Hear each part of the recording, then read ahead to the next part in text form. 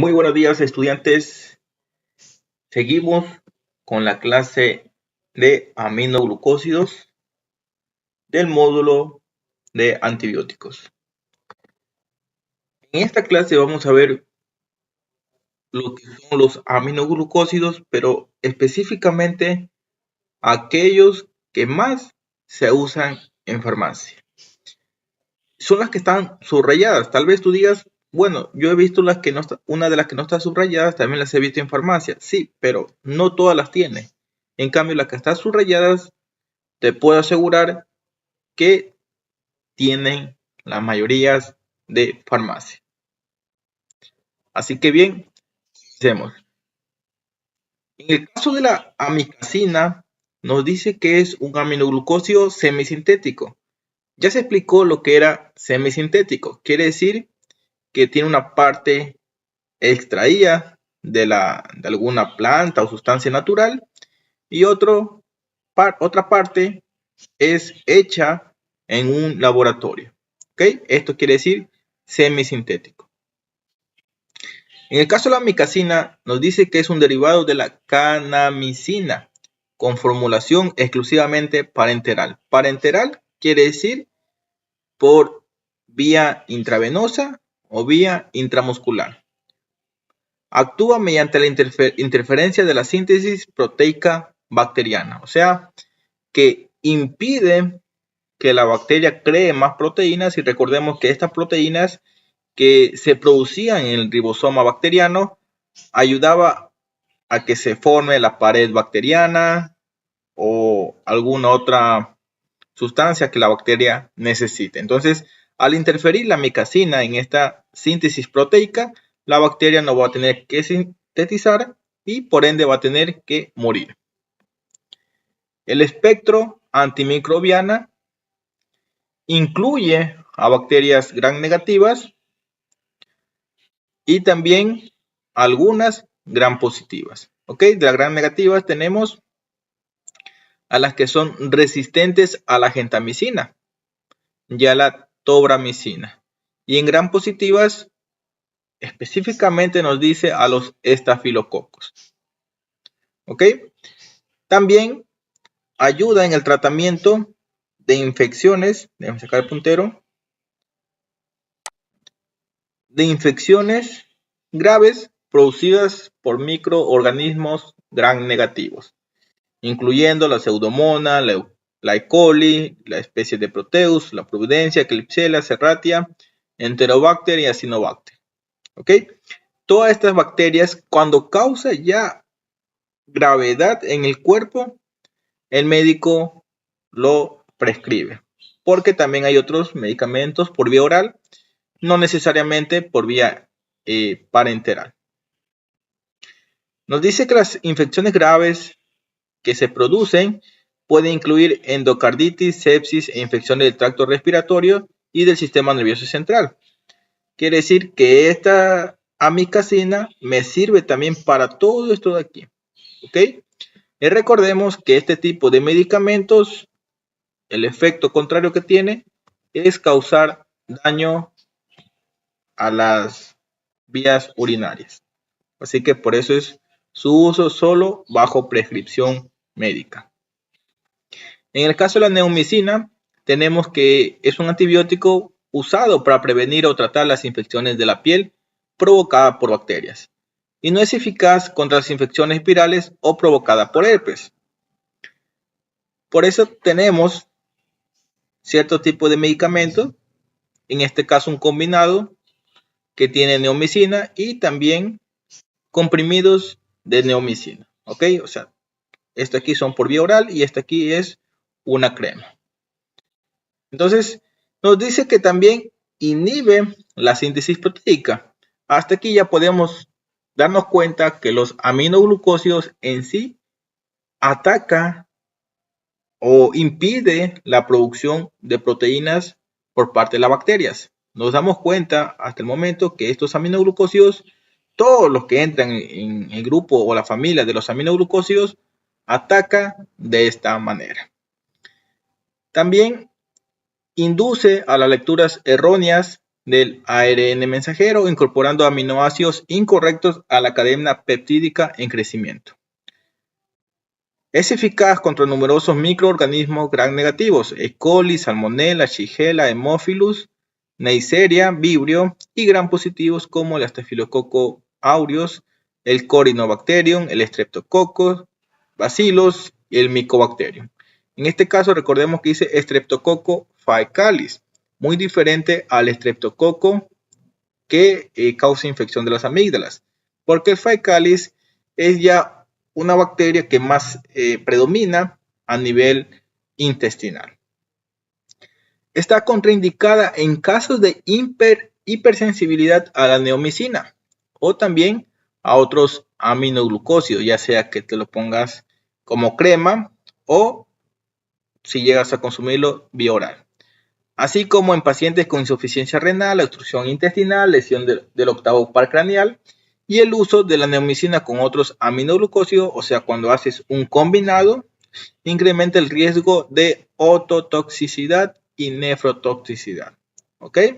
Entonces, aquí podemos ver, como le decía hace un momento, que el daño de estos aminoglucósidos cuando no son dados de una manera correcta causa específicamente daño a los riñones. La gentamicina, que es uno de los más usados en cuanto a cremas, nos dice que es un antibiótico de amplio espectro que actúa sobre bacterias gram negativas, en este caso aerobias, que como ya decíamos, aerobio quiere decir que necesita de oxígeno. ¿Ok? Aquí podemos ver las diferentes bacterias que este medicamento actúa. Y también nos dice que tiene una actividad muy limitada sobre Streptococcus. Así que, y también que carece de actividad sobre bacterias que no requieren oxígeno. Por ejemplo, en los famosos nacidos, ¿ok? Esas bolitas que no tienen una punta donde se acumula la infección, simplemente salen como una inflamación, por es un cúmulo de bacterias, que en este caso hay bacterias anaerobias. Nos dice que la gentamicina en ese lugar no tiene un buen efecto. ¿Ok? Los usos que el médico en este caso debe saber son que sirve para infección abdominal, piel y tejidos blandos, gastrointestinal, biliar, genitourinaria, ¿ok? Tanto complicadas como recidivantes, óseas y en quemaduras. Entonces, este paciente, mejor dicho, este auxiliar tiene que saber para qué sirve este medicamento cuando el paciente se lo llega a pedir a través de una receta. Porque muy común que el paciente no sepa para qué sirve, pero tiene esa curiosidad de saber por qué el médico le mandó el medicamento. Son también neurotóxicos y nefrotóxicos, ¿ok? Que se absorben en cantidades importantes en las superficies corporales después de la irrigación o la aplicación local. Aumento de la nefrotoxicidad después de la administración concomitante de los antibióticos aminoglucósidos y las cefalosporinas. ¿Ok? Mucho cuidado si ustedes quieren recomendar este medicamento y el paciente esté tomando alguna cefalosporina. ¿Ok? Tengamos mucho cuidado, tengamos precauciones, porque si nosotros no sabemos cómo están los riñones de ese paciente puede empeorar. ¿Ok? Yo sé que también van a decir algunos, yo he usado con una cefalosporina y no me ha hecho nada así, porque puede que tus riñones estén muy sanos. ¿Ok? Pero no son todos los pacientes este caso tan particular. La streptomicina es una componente de la bacteria y se hace que produzca proteínas anómalas. Seguimos viendo que sigue atacando a las proteínas en este caso, las proteínas de las bacterias. Este antibiótico no se absorbe en el tracto gastrointestinal, por lo que únicamente puede administrarse en inyección. ¿Ok? Se utiliza para brucelosis, que es una infección provocada por micobacterias atípicas. ¿Ok? Y bueno, aquí podemos ver todos los tipos de para qué tipo de infecciones nos sirve este antibiótico. La dosis, aquí algo importante, nos dice por vía oral puede ser útil en tratamiento de diarrea y enteritis, así como para disminuir la flora intestinal antes de intervenciones quirúrgicas. Esto de aquí no es tan cierto porque como nos dice más acá, no se absorbe a nivel gastrointestinal. ¿Ok? Entonces, no existe una parte como quien dice que se puede utilizar por vía oral. Entonces, hasta aquí descartemos. ¿Ok? Son estas, y esto aquí prácticamente son lo que uno se toma de ciertos textos o cuando hace investigaciones por internet, ¿ok? Para, bueno, a nivel cardíaco ese sí va, ¿ok? Pero lo otro no va porque como nos decía la lectura anterior, no hay o porque no se absorbe bien a nivel gastrointestinal. Dosis intramuscular. En adultos tenemos de 1 a 2 gramos al día. Intramuscular de 0,5 a 1,5 gramos al día. En caso de ancianos y en caso de niños, de 10 a 20 miligramos por cada kilogramo del peso. En caso de padecer una enfermedad del riñón, puede ser necesario modificar la dosis. Sigue siendo contraindicado en pacientes que tengan problema renal.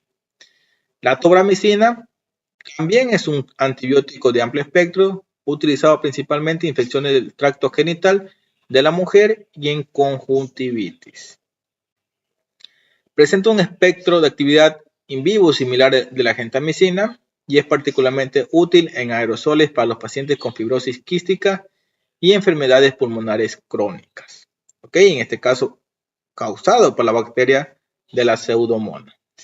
La resistencia bacteriana a la tobramicina es similar a la de la gentamicina por razón de las mismas enzimas inactivadoras. ¿Y quién produce estas enzimas? Las bacterias. La tobramicina está contraindicada en caso de hipersensibilidad conocida a cualquier aminoglucósido. También está contraindicado en embarazo y lactancia. Todo aminoglucósido contraindicado en embarazo y lactancia. ¿Ok? Ahora seguimos con lo que son las rifamicinas. En el caso de las rifamicinas tenemos solo dos, rifabutina y rifampicina. La rifabutina ayuda a prevenir o detener la propagación de la enfermedad del complejo Mycobacterium avium, MAC, que es una infección bacteriana que puede causar síntomas graves en pacientes con la infección por el virus de inmunodeficiencia humana. ¿Okay? En este tipo de pacientes con VIH, muy útil este medicamento. Viene en cápsula por vía oral y puede causar efectos secundarios en la piel,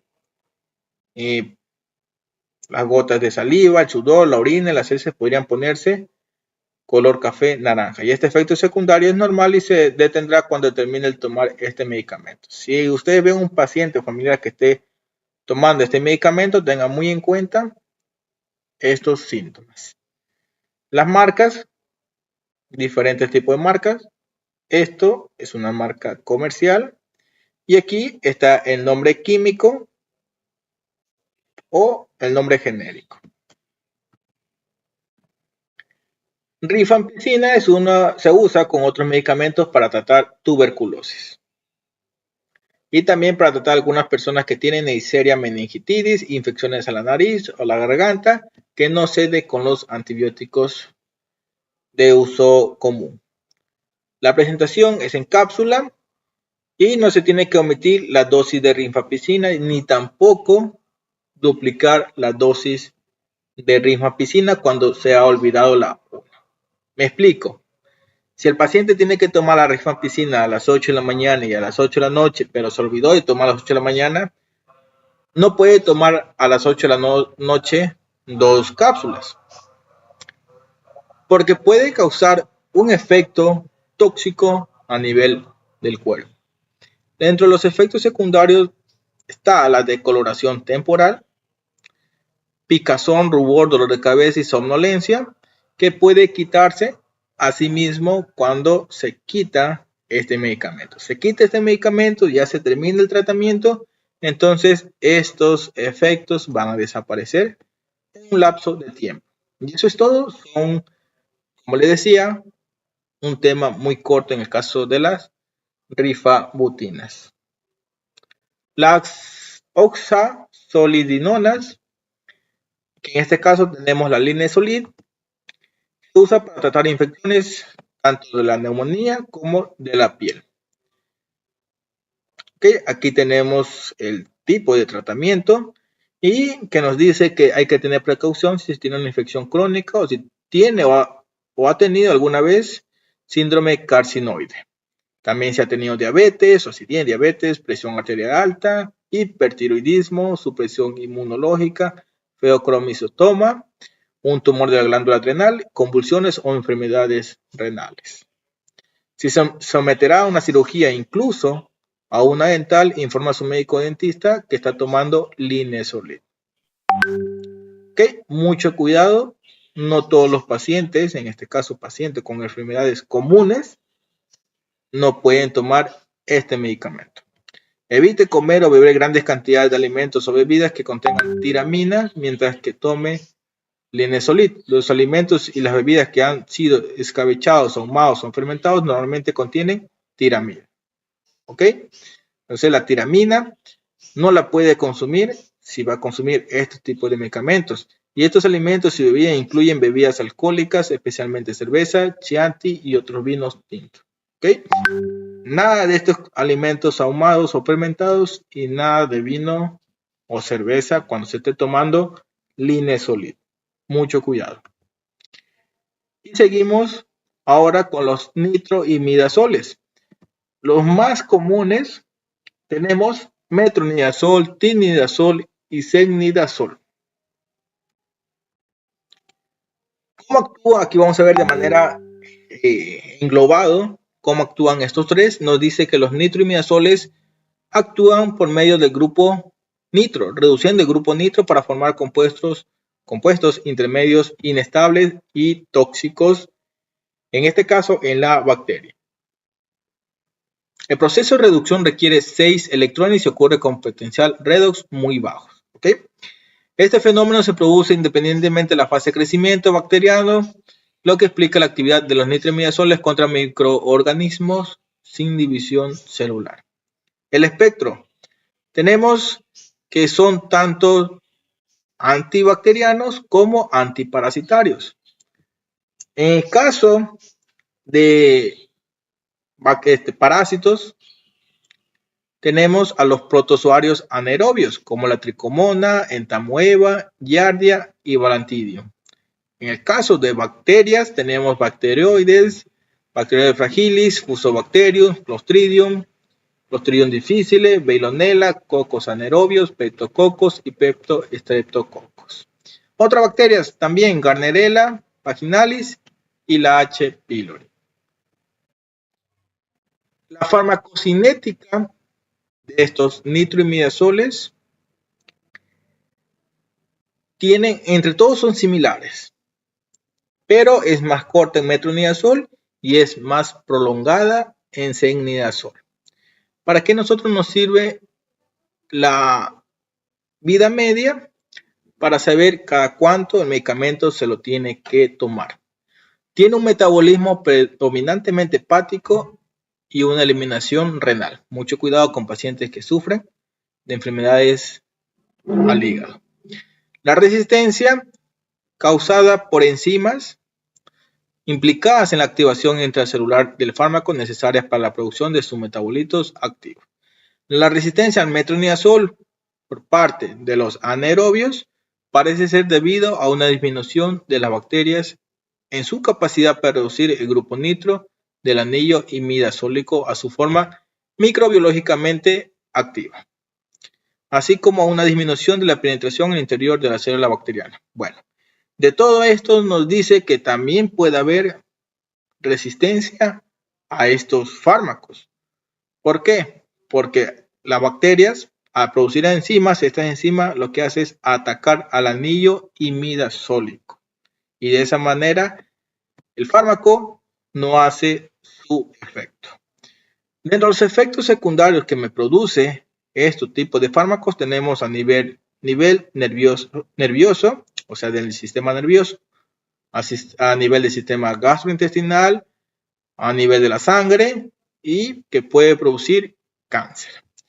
A nivel sistema nervioso, convulsión, polineuritis, cefalea, ataxia, confusión, mareos, vértigos, astenia e insomnio. A nivel gastrointestinal, náusea, vómito, dolor, diarrea, sabor metálico, glositis y pancreatitis. A nivel de la sangre o hematológica, leucopenia y trombocitopenia, que puede revertirse, o sea, puede volver a su forma normal cuando el fármaco se lo deja. Y que puede causar cáncer. Esto se ha demostrado en animales, pero no se ha demostrado en el ser humano. Se ha demostrado que en animales sí produce cáncer, obviamente grandes dosis o dosis inadecuadas, pero en el ser humano aún no se ha visto. Ahora seguimos con las quinolonas. Dentro de las quinolonas tenemos el ácido pipemídico, cipro, levo, moxi, norfo y oflox. ¿Ok? Estos medicamentos son los más usados en farmacia. Y acá vemos que también tienen generaciones, primera, segunda, tercera y cuarta generación. Como siempre digo, las generaciones quiere decir cuánto tiempo se ha demorado hacer un fármaco a otro. Por ejemplo, de la primera a la segunda generación, digamos, pongo un número al azar, se han demorado 10 años. De la segunda a la tercera generación, otros 10 años, y de la tercera a la cuarta generación, otros 10 años. Eso por poner números al azar.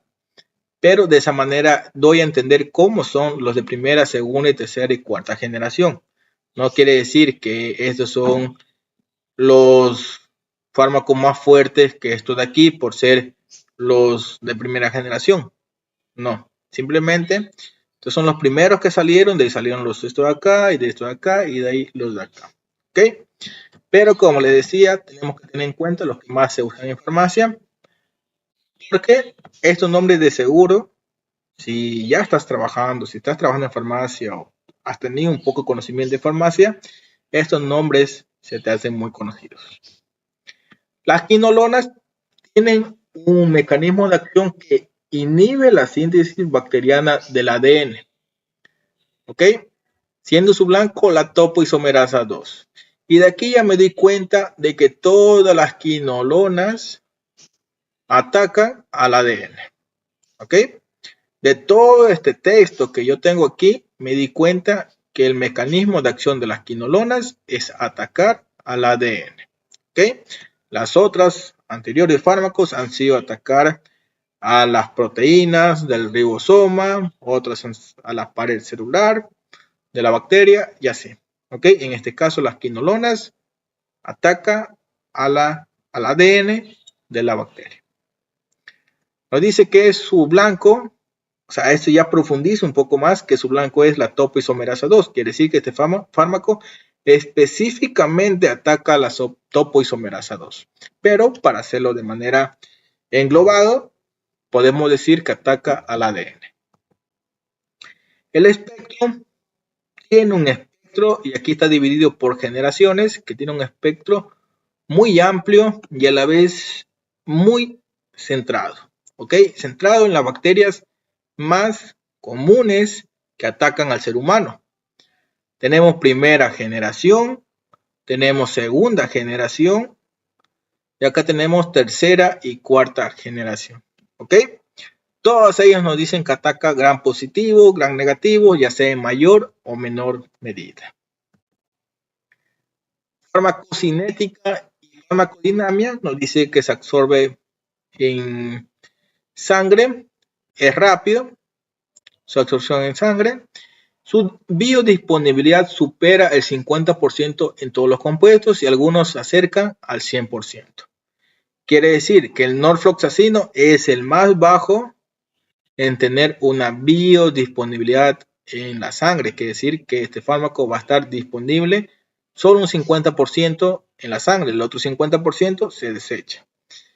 Los demás, por ejemplo, el ciprofloxacino tiene un 70%, una biodisponibilidad muy alta, y el ofloxacino llega a tener en algunas ocasiones el 100%. Esto hace que la administración oral e intravenosa y los niveles en suero tras su administración sean parecidos a los que se alcanzan tras administración intravenosa, lo cual permite el tratamiento por vía oral y el rápido pase de la vía parenteral a la oral, cuando las condiciones del paciente lo permiten. Quiere decir que tanto por vía intravenosa como de manera oral, el fármaco va a estar en gran cantidad en el cuerpo. Y eso es muy bueno, porque si el paciente está desmayado, yo lo puedo dar por intravenosa. Pero si el paciente tiene una fobia a las inyecciones, yo no lo voy a inyectar, simplemente le doy el fármaco para que se lo tome por vía oral. Las concentraciones séricas más altas aparecen de 1 a 2 horas después de que el fármaco ha sido ingerido en ayunas, o en 2 horas si es que se lo administró con algún tipo de medicamento, de alimento. Los alimentos no reducen de manera sustancial la absorción de las quinolonas, pero sí pueden prolongar el tiempo en que se alcanza la concentración sérica máxima. ¿Ok? Esto por el proceso de digestión, que el alimento se queda más tiempo en el estómago y de ahí comienza a pasar. Son bien absorbidas, lo mismo por adultos sanos que por aquellos que están en estado crítico o por ancianos. Las interacciones, también existir interacciones, en este caso nos dice que la concentración sérica de las quinolonas puede disminuir 25 a un 90% cuando entre las 2 a 4 horas de administración oral se digieren productos que contienen sucralfato o sales de calcio, aluminio, magnesio, hierro o zinc, por lo que se hallan en antiácidos, suplementos nutricionales o suplementos minerales. En simples palabras, si tomo quinolona, un cipro, un norflox o un ofloxacino, yo no lo tengo que tomar con un antiácido. Yo tampoco lo puedo tomar con algún suplemento alimenticio o algún multivitamínico. Tengo que esperar 2 a 4 horas después de que yo tome el fármaco de las quinolonas para ingerir lo de acá. Específicamente nos esperamos unas 4 horas. ¿Ok? Porque si no puede disminuir bastante y no hacer ningún efecto este medicamento. La presencia de otro medicamento puede alterar el perfil sérico de las quinolonas. Tal es el caso de los bloqueadores de la H2, que retrasa la absorción, y la metoclopramida, que eleva precozmente los niveles máximos de cipro. ¿Ok? Quiere decir que si yo tomo este fármaco con ranitidina, puede que la absorción de la quinolona se alargue o se retrase más. En el caso de la metoclopramida, que es un medicamento en este caso sería para evitar el vómito o para los mareos, se va a hacer que si yo tomo la cipro con la metoclopramida, va a hacer que la ciprofloxacino se eleve rápidamente en sangre, y obviamente, como les digo siempre, puede que cause esa elevación rápida alguna interacción a nivel hepático. La eliminación del enoxacino se inhibe y aumenta sus niveles séricos si se administra junto con teofilina. ¿Ok? Algo similar ocurre si yo tomo cipro con cafeína, con café, porque puede causar toxicidad al sistema nervioso central. ¿Ok? Mucho cuidado si yo tomo una pastilla, un medicamento con café. Peor aún si yo tomo cipro con café. También me dice que las quinolonas incrementan el efecto anticoagulante de la warfarina y el riesgo de convulsiones y de estimulación del sistema nervioso central al usarse en conjunto con antiinflamatorios, así también para bajar la glucosa y con insulina. ¿Ok? Mucho cuidado de tomar estas quinolonas. Por ejemplo, si tiene una infección de la piel y pide en farmacia, mejor aún, si tiene infección de las vías urinarias y se toma ciprofloxacino con un ibuprofeno, puede causar convulsiones si este paciente es muy propenso a tener convulsiones. ¿Ok? Con ibuprofeno, con paracetamol, con naproxeno, hay que tener mucho cuidado de no mezclar estos medicamentos. Aquí la dosis, como siempre digo, la dosis es solo una referencia. De ahí es el médico quien envía realmente la dosis a través de la receta al paciente. Seguimos con las cefalosporinas. Asimismo tiene clasificación.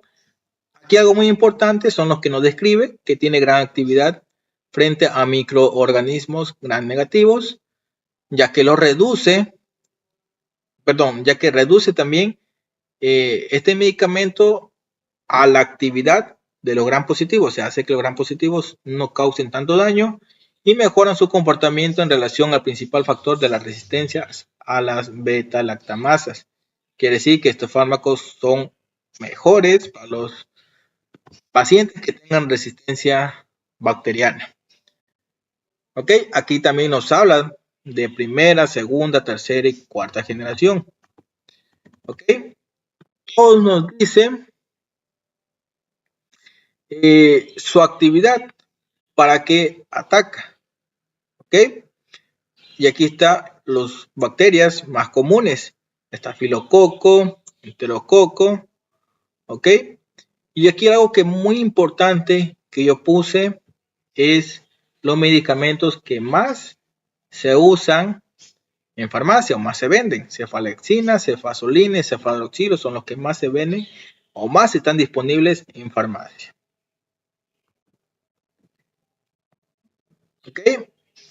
Y si se dan cuenta, de la primera a la segunda y a la tercera y así siguen teniendo una cobertura más amplia, incluso algunas no tan amplias, pero más específica a ciertos tipos de bacterias.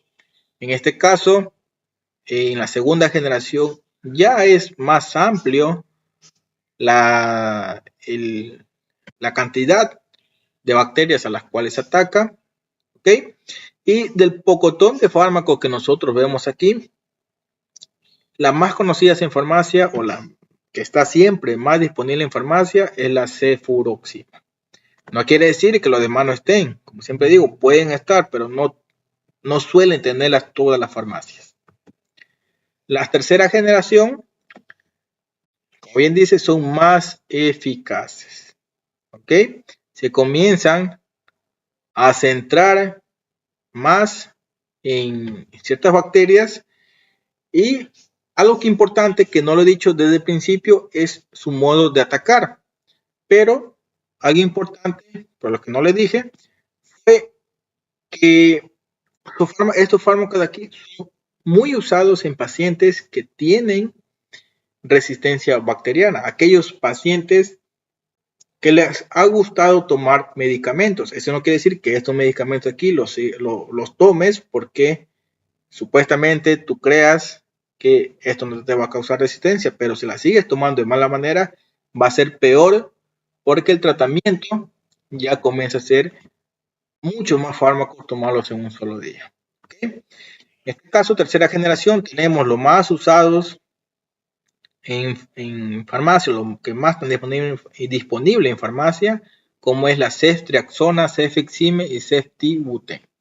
Algo importante que nos dice que no están indicados en la prevención quirúrgica de rutina. ¿Ok? Pacientes que están internados no suelen usar estos tipos de medicamentos. Cuarta generación, ¿ok? También dice que tiene un extenso espectro de acción. Como les digo, cada vez es mayor de la primera a la segunda, segunda a tercera y tercera a cuarta, pero más centrado.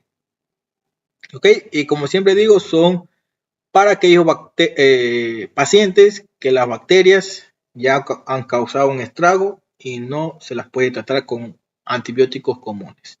En este caso, de la cuarta generación, la más disponible en farmacia es la cefepime.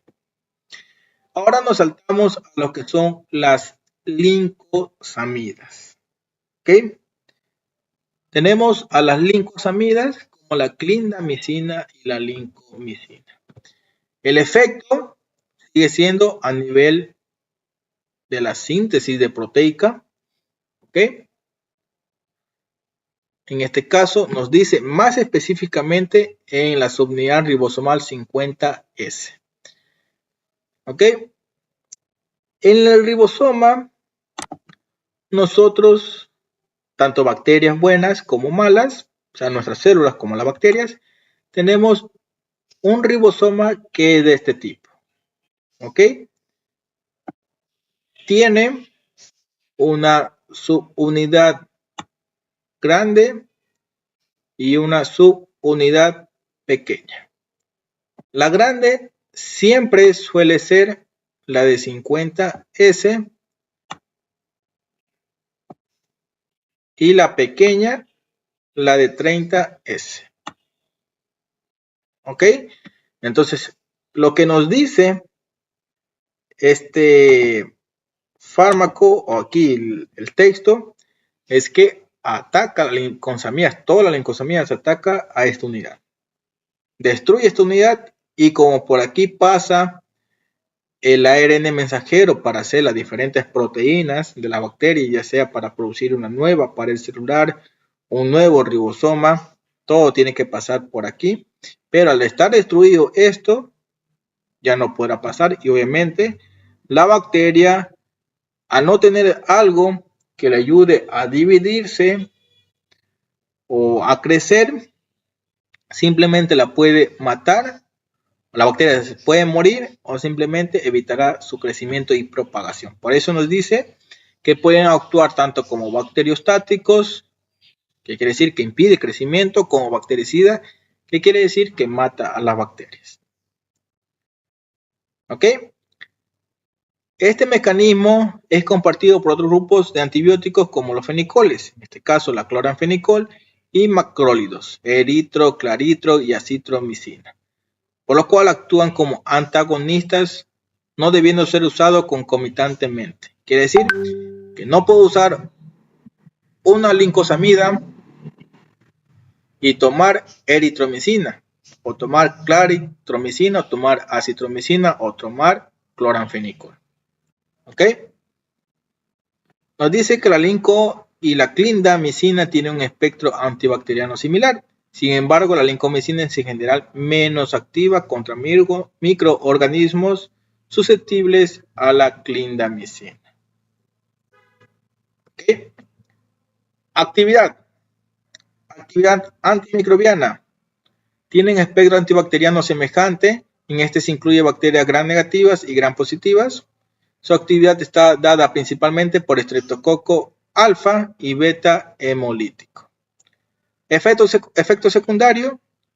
Los efectos secundarios están más a nivel gastrointestinal, que puede causar náusea, vómito, diarrea, dolor abdominal y tenesmos. Sin embargo, lo grave es que pueden producir una diarrea asociada a Clostridium difficile y colitis pseudomembranosa, y que adicional a todo esto puede causar bloqueo neuromuscular y el síndrome de Stevens-Johnson. ¿Ok? Eso es en cuanto a las lincosamidas y ahora vemos a los macrólidos. De los macrólidos, de todo este grupo de los macrólidos, tenemos que la claritromicina, acitromicina, eritromicina son las que más tenemos a disposición en la farmacia. Mecanismo de acción de estos fármacos: actúan inhibiendo la síntesis de proteína a la subunidad 50S del ribosoma. ¿Ok? Nos dice que también ataca a la subunidad 50S, o sea, la subunidad grande que nosotros vimos en el dibujo anterior, que era la más grande, porque todos los dos formaban el ribosoma, pero dentro del ribosoma el más grande era la subunidad 50S. Son antibióticos principalmente bacteriostáticos, ¿ok? Pero eso no quiere decir que dependiendo de la bacteria también la llega a matar. No solo dejarla que impedir que crezca, sino también la puede matar. El primer macrólido, o sea, la eritromicina, posee actividad antibacteriana sobre la mayor parte de cocos gram positivos y algunos anaerobios y bacilos gram positivos. Su farmacocinética dice que tiene un elevado volumen de distribución y acumulación dentro de la célula. En la vía respiratoria puede ser 50 a 100 veces superior su concentración. La claritromicina presenta actividad Clamidia, Legionella, Mycoplasma, Mycobacterium y Helicobacter.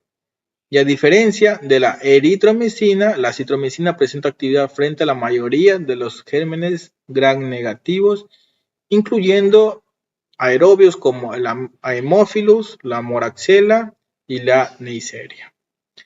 Además, los macrólidos presentan una actividad antiinflamatoria e inmunomoduladora, mostrada in vivo, in vitro, en modelos animales y humanos y en diferentes situaciones clínicas. Estas propiedades les confieren a los macrólidos un papel diferente a las clásicas utilizadas como antibióticos y nuevas posibilidades terapéuticas. Y entre los fármacos más usados, que tenemos mayor disponibilidad en farmacia, está la acitromicina, eritromicina y la claritromicina. Bien, ya estamos entrando en la recta final, así que no se desesperen. Continuamos con las sulfamidas. Dentro de las sulfamidas tenemos la sulfadiazina y la sulfametoxazol más trimetoprim. La sulfamida es un bacterioestático. La trimetoprim, en cambio, evita la síntesis de la forma activa del tetrahidro del ácido fólico, o sea, ataca al ácido fólico, mejor dicho, que utiliza la bacteria. La combinación se usa para producir una sinergia antimicrobiana a causa del bloqueo secuencial de la síntesis del folato. La combinación de esta sulfamida deben usarse durante el embarazo solo cuando los beneficios del tratamiento superan a los riesgos. Sin embargo, no deben usarse cuando la fecha probable del parto está cerca, porque si se toma en este momento puede causar ictericia del recién nacido. ¿Por qué sucede todo esto aquí? Porque, como dice la síntesis del folato, o sea, la síntesis del ácido fólico, ¿y qué es lo que quiere o requiere un niño en el vientre? Incluso antes de que esté en las últimas etapas previo al parto, es ácido fólico. ¿Y qué es lo que hace este trimetoprim y el sulfametoxazol? Bloquea la síntesis de folato en la madre, por lo que el niño puede causarle ictericia, ya que no va a tener ácido fólico. ¿Okay? Esto, como Bacterium forte, es lo más consumido en farmacia, lo que más llegan a pedir para infecciones bacterianas. Y como yo digo, ¿para qué es buena la sulfamida? En este caso, las sulfamidas son buenas cuando al paciente o cliente le cae algo mal, está consumiendo algo en la calle y le cayó mal y está con náuseas, dolor de cabeza, dolor de estómago, incluso con diarrea y vómito. ¿Ok? Pero tenemos algo diferente a esto de aquí, a esta sulfamida. Como les digo, no podemos dar antibióticos por dar solo con receta.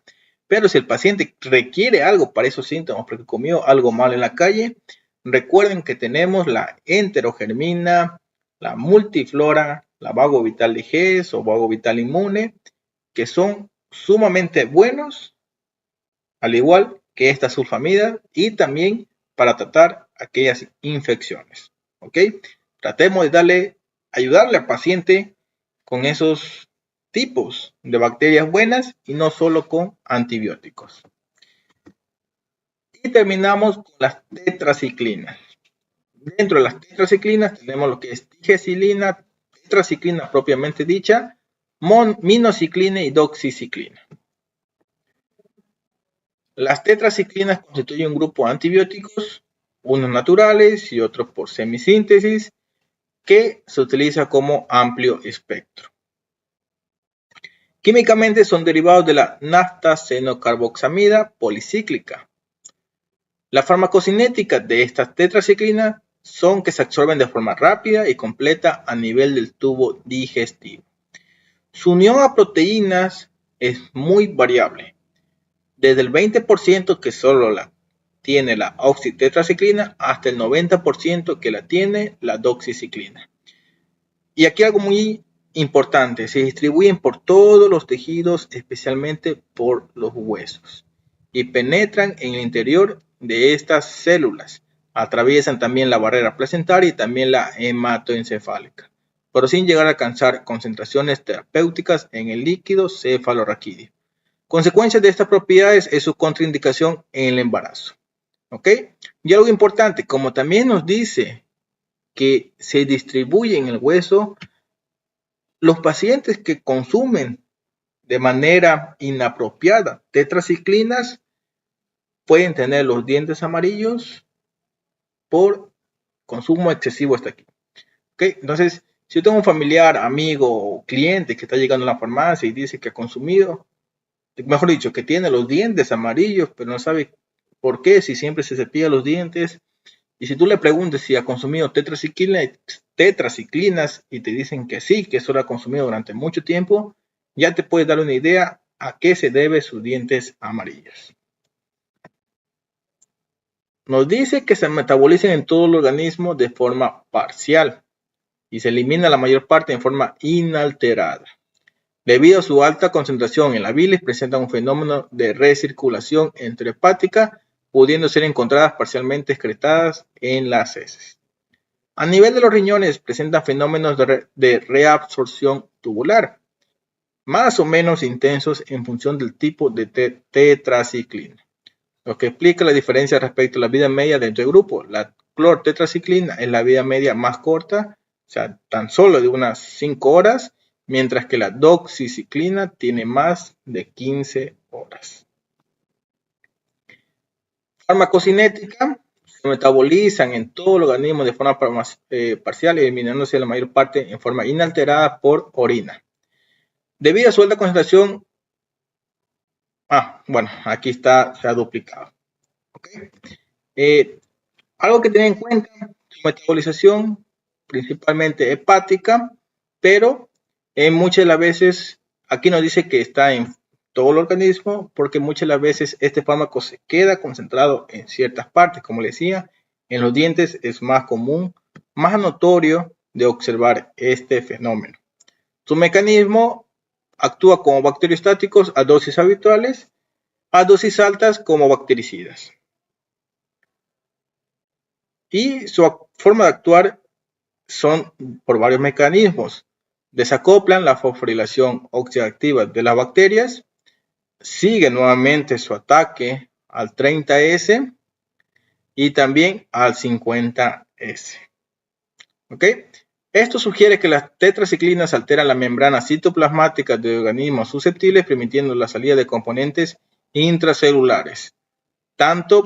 Esto puede ocurrir tanto en las bacterias como en nuestras propias células que están muy débiles.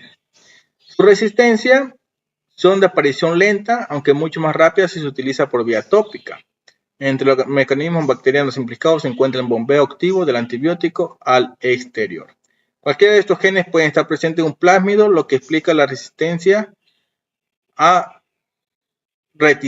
a usar las tetraciclinas en el ámbito hospitalario para evitar la aparición de resistencias simultáneas. Indicaciones: gram positivas, gram negativas, infecciones de la piel, urogenitales, gastrointestinales y respiratorias. Un ámbito muy grande de las tetraciclinas, pero siempre y cuando a consumirlo solo bajo receta. ¿Ok? También es muy común que las tetraciclinas se la den a los animales para tratar infecciones. ¿Ok? Y esa ha sido toda la clase de antibióticos, una clase larguita, una clase que se ha extendido un poco, pero que espero que haya quedado claro. Si te gustó el video, No te olvides de darle like, de suscribirte y de comentar qué parte se te hizo más interesante o si no te quedó algo muy claro acerca de esta clase. Todo esto forma parte del curso gratuito para auxiliares de farmacia. Recordemos que todo esto es a nivel básico, solo para entender. No profundizo mucho en los aspectos de toda esta clase, de todo este curso, más lo que tiene que ver con anatomía, microbiología y farmacología, porque ya son más aspectos universitarios o aspectos más médicos. ¿Ok? Lo que tú necesitas lo estás aprendiendo aquí en este curso y espero que te ayude bastante en tu formación autónoma. Con eso nos despedimos y nos vemos en la siguiente clase.